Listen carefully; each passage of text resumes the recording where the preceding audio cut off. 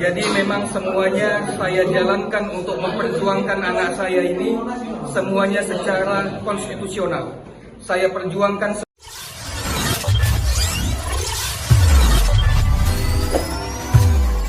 Sidang perkara penganiayaan dengan terdakwa Nazmi Natsir Adnan 32 tahun dan Rinaldi Akbar Lubis tahun membuat Majelis Hakim Pengadilan Negeri PN Medan terheran-heran dan menyayangkan bisa bergulir ke ranah hukum. Padahal, kata Majelis Hakim bahwa terdakwa Nazmi Natsir Adnan adalah mantan menantu saksi korban Elia dan perkara ini terkait hak asuh anak dan dimenangkan Nazmi Natsir Adnan berdasarkan putusan Mahkamah Agung MARI. Hal itu diungkapkan Majelis Hakim diketuai Nelson Panjaitan dalam persidangan yang digelar di Ruang Kartika PN Medan, Senin tanggal 17 Juli tahun 2023, beragendakan keterangan para saksi yang dihadirkan Jaksa Penuntut Umum JPU Afrianto Naibaho SH. Dalam sidang itu, awalnya Majelis Hakim yang diketuai Nelson Panjaitan mencecar saksi korban Elia terkait kronologis dugaan penganiayaan yang dituduhkan kepada terdakwa Nazmi Natsir Adnan yang merupakan mantan menantunya.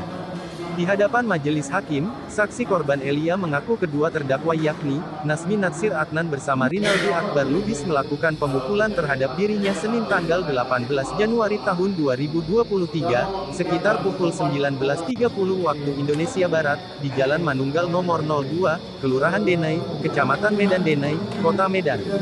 Namun, ketika Hakim anggota Fauzul Hamdi bertanya kepada dirinya, saksi korban Elia sempat bingung menjawab pertanyaan Hakim tersebut.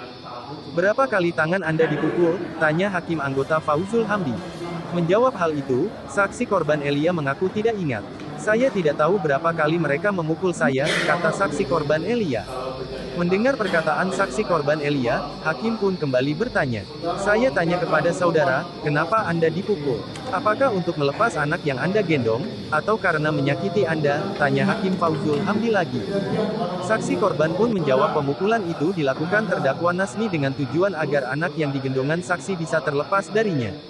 "Untuk melepas cucu yang saya gendong majelis," kata saksi korban. Sontak saja, para pengunjung sidang yang mendengar pengakuan saksi langsung bersorak. Selanjutnya, saksi pun meralat jawabannya, ia pun berkelit dan mengatakan bahwa pemukulan itu untuk menyakiti dirinya. "Pemukulan itu untuk menyakiti saya majelis," kata saksi Elia.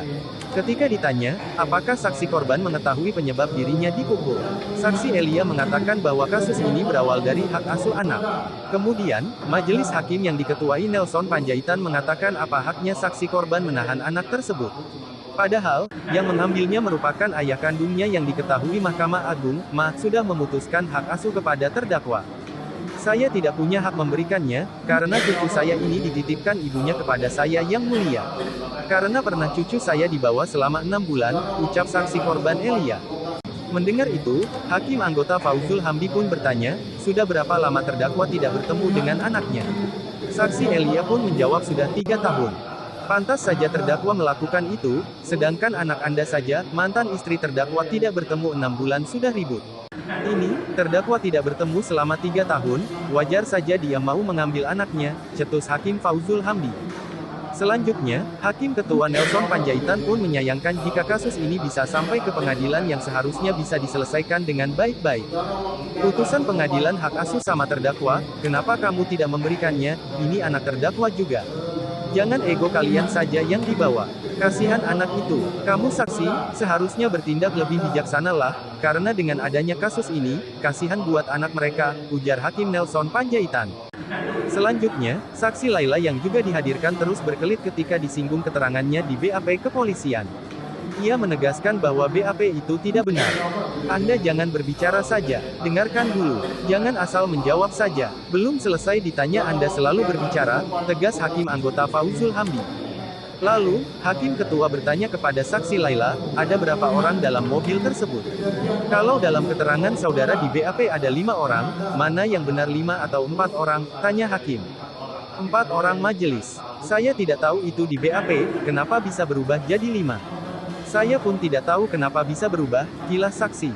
"Di BAP Anda bilang, gak kenal sama 4 orang lainnya, hanya terdakwa Nazmi yang saudara kenal. Namun, di persidangan Anda bilang kenal sama Rinaldi, yang mana yang benar?" cecar Hakim. "BAP itu tidak benar," tegas saksi Laila di hadapan Majelis Hakim. Usai mendengar keterangan saksi korban dan terdakwa, kemudian majelis hakim menunda sidang hingga pekan depan dengan agenda mendengar keterangan saksi lainnya.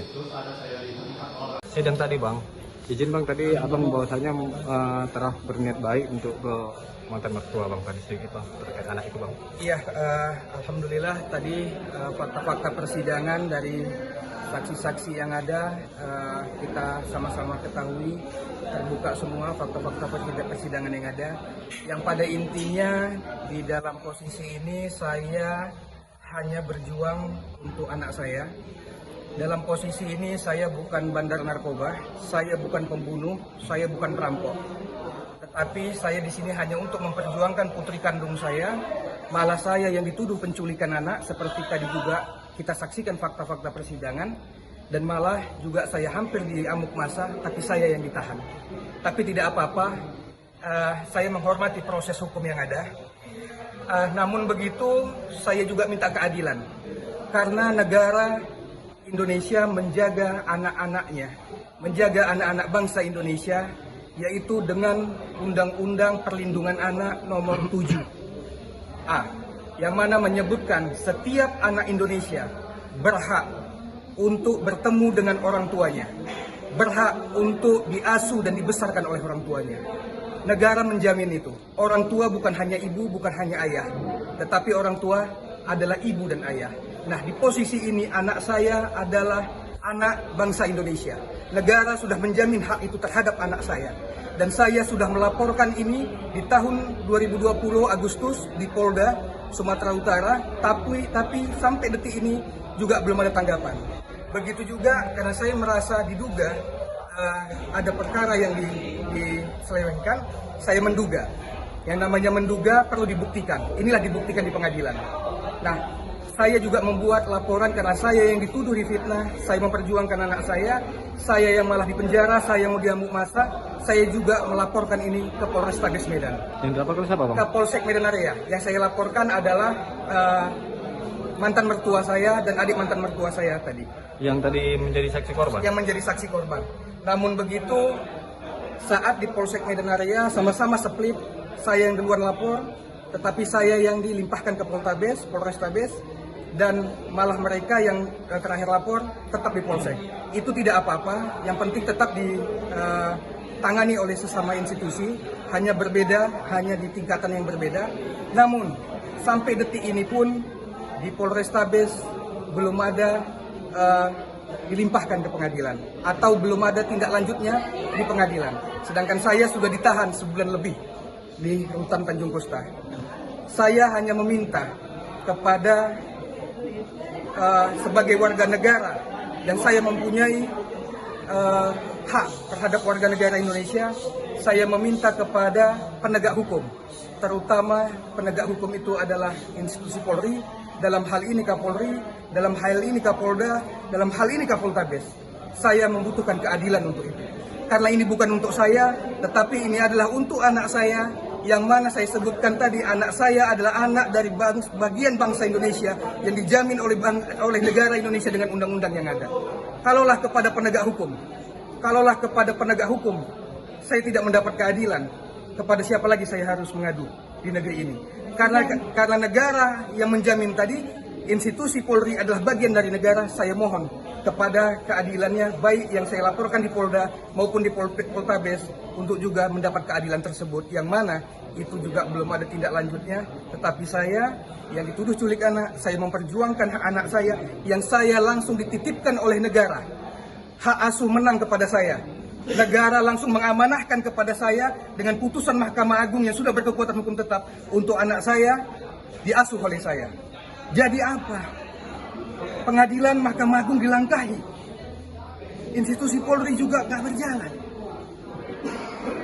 Sama siapa lagi saya harus meminta tolong di negeri ini, sedangkan negeri ini, bangsa Indonesia, negara Indonesia yang menjamin itu untuk anak saya adalah bagian dari anak bangsa Indonesia.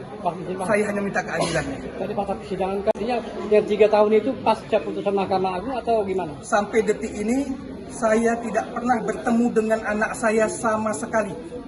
Saya pisah dengan anak saya di umur 3 tahun dia.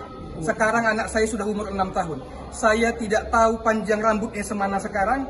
saya tidak tahu tambah bijaknya semana sekarang. Dan itu adalah anak perempuan, saya ayahnya, saya bertanggung jawab terhadap anak perempuan saya sampai nanti dia nikah. Makanya saya sampaikan, untuk memperjuangkan anak saya, kalau cuman penjara, saya hadapi kecil. Kalau untuk anak kandung saya, putri kandung saya, kuburan pun saya hadapi. Terima kasih. Mohon maaf, mungkin saya terbawa emosi karena